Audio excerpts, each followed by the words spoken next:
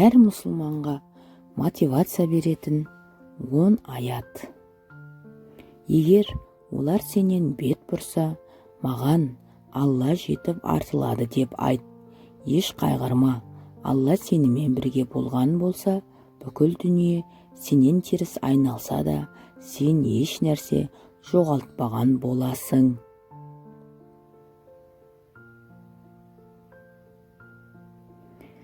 Әттең-ай, шынайы өмірім үшін жұмыс жасағанымда еді. Қабірдегілердің өкініші.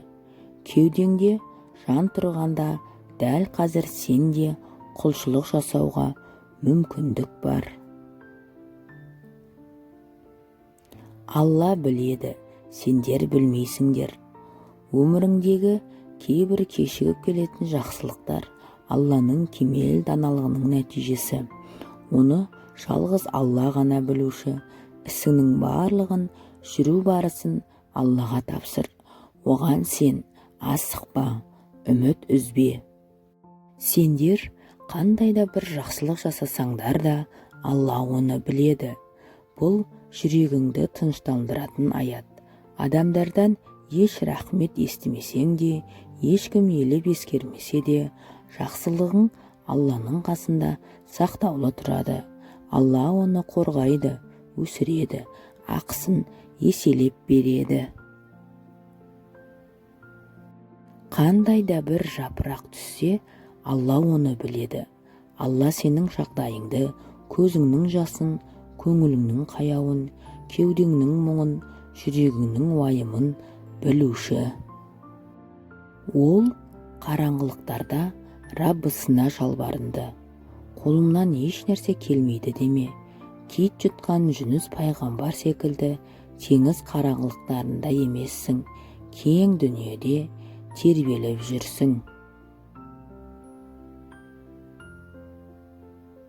Алла сендерді ризық несібесінде бір-біріңнен артық етті.